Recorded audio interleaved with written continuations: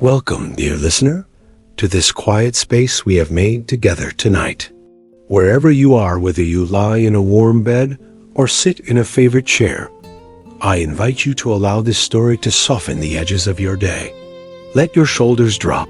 Let your hands rest where they will. Take in a slow, gentle breath.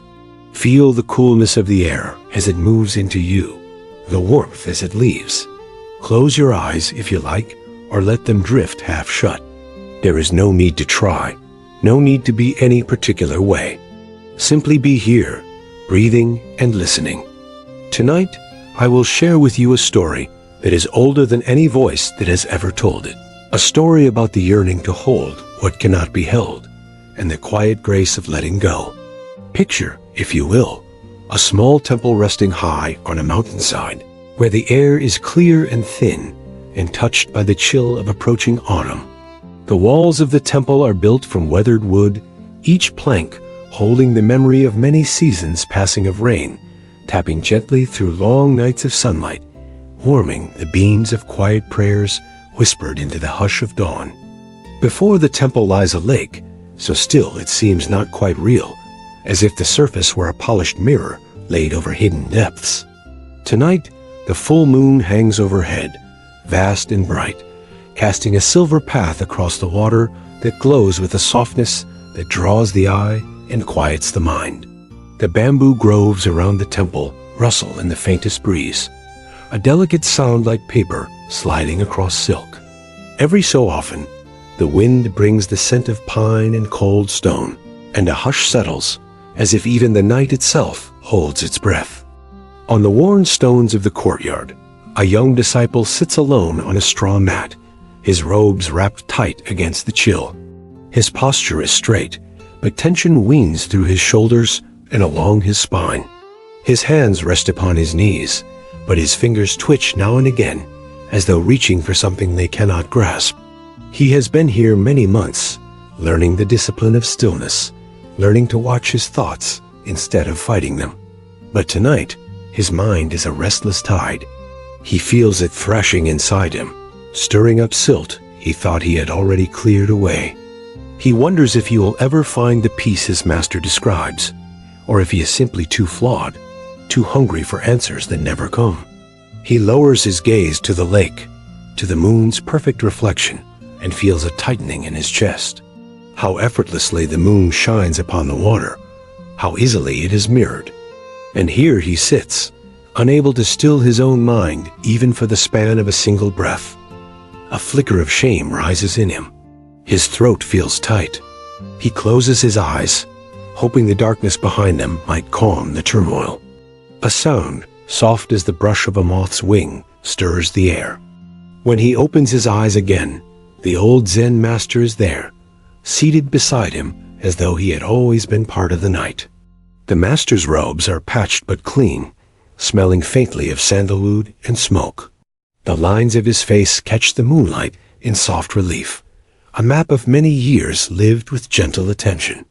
His eyes are deep and dark and steady. Without a word, he sits. The disciple feels the silence stretch between them, warm and vast. He wants to speak, but for a moment cannot find his voice. Then the words break free, heavy with longing. "Master," he whispers, "I have tried so hard. I have sat here night after night, breathing, watching, waiting for the stillness to come. But the more I try to quiet my thoughts, the louder they become. They circle me like crows, pulling me apart. I don't know what is true anymore. I feel like I am failing you and failing myself." He bows his head, afraid to look up. A sudden ache rises in his chest, and before he can stop it, a single tear slips down his cheek. It is warm against the cold air. He does not brush it away. The master watches him without judgment, only a softness in his gaze. For a long time, he says nothing. The night holds them both in its quiet embrace. Then, slowly, the master lifts a hand and gestures toward the lake. "Look," he murmurs, his voice low, the sound of leaves moving in the dark. "Do you see the moon reflected there?" The disciple lifts his head, wiping the tear from his chin. His eyes follow the master's hand to the water, where the moon's image lies perfect and bright. "Yes," he says, his voice unsteady. "It is beautiful." The master's lips curve in a small, knowing smile. "And if you wish to keep that beauty for yourself," he asks, "how would you do it?" The disciple frowns, uncertainty knotting his brow. He knows there must be something deeper behind the question, but his heart, still raw, reaches for an answer. "I suppose I would try to take hold of it," he says slowly, "to gather it into my hands." The master nods, as though this were the most natural response in the world. "Then try," he says simply, "and see what you find." The disciple hesitates. His stomach tightens with the sense that he is about to fail some hidden test. But he leans forward, reaching his hand out over the water. The surface shivers at his touch, and the reflection fractures into shimmering fragments. He tries to scoop them up, but there is nothing to hold, only cold water spilling through his fingers. When he lifts his hand, moonlight drips from his palm and vanishes into darkness. For a moment, he feels a raw grief, as though something precious has been lost. "I cannot keep it," he whispers, voice thick with disappointment. "No matter what I do." The master breathes in, a slow, patient sound, as though he has heard this same confession 1,000 times. "No," he agrees softly. "You cannot hold what was never meant to be held." This reflection is only an echo of the true moon in the sky. It appears on the water, but it is not bound there. You cannot capture it with your hands, no matter how you try. And so it is with your thoughts, your doubts, your longing for peace. The harder you reach for them, the more they scatter. He lets the words settle like falling leaves. The disciple does not reply. His hand hovers over the water, trembling, then slowly he lowers it to his lap. He breathes out, feeling the last of his resistance slip from his shoulders. He looks again at the lake. The ripples his touch created are fading now. Bit by bit, the surface smooths itself, until the moon returns whole and bright, untouched by all his striving. A new softness unfurls in his chest, a release he cannot name. In the hush between them, the master turns his gaze from the water to the young man beside him. His voice, when he speaks again, is softer still. "Have you ever noticed," he asks, "how the mind does this?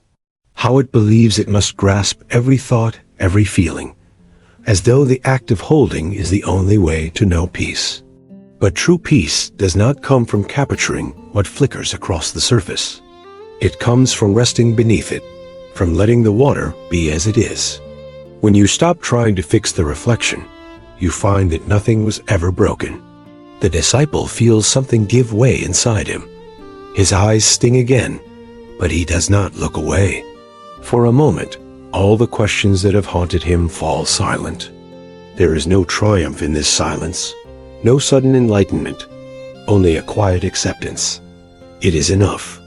He watches the moon's image glimmer, unbroken on the water, and feels that at last he can simply sit, without needing to reach for anything at all. If you like, dear listener, you can close your eyes now and let this image find a place within you. Imagine that within your chest, there is a lake as still and deep as this one, waiting to reflect the quiet light. Perhaps tonight your mind, too, is restless, stirring with thoughts that will not settle. Perhaps you have tried to chase them, to force them to disappear. But for this moment, you do not have to reach or push or solve. You can simply watch. Notice each thought as it rises a ripple, a glimmer, and let it fade on its own. Take a slow breath in, filling your lungs with the cool night air of this story. Hold it for a moment, feeling the spaciousness inside you. Then exhale, letting all effort fall away. As you continue to breathe, see if you can sense the water becoming still again. Each exhale softens the waves. Each quiet moment brings the reflection closer to clarity. There is no hurry, nothing to achieve. Only this gentle being, this quiet watching. Have you ever felt yourself reaching for something you knew you could never hold? A memory, a hope, An answer that stayed just out of reach? What would happen if you simply let it be? If you trusted that the beauty you seek will return on its own when you no longer stir the water? Stay here as long as you like, breathing and resting in this simple presence. When your mind wanders, and it will return again to the image of the moon floating on the lake, unchanged by all your attempts to capture it. Let that be enough. Let it be a reminder that you do not have to grasp what is fleeting to honor what is true. As the night deepens and the world grows quiet around you, may you feel your heart growing as still as that water. May you know that you are already whole, even when your thoughts flicker and shift. May you rest without striving, without searching, without needing anything to be different. This peace is yours, and it does not depend on effort. It arises when you finally stop reaching and simply allow what is here to be. Sleep well, my friend. Let the moonlight of your own awareness shine undisturbed. Let the lake of your mind grow calm and clear.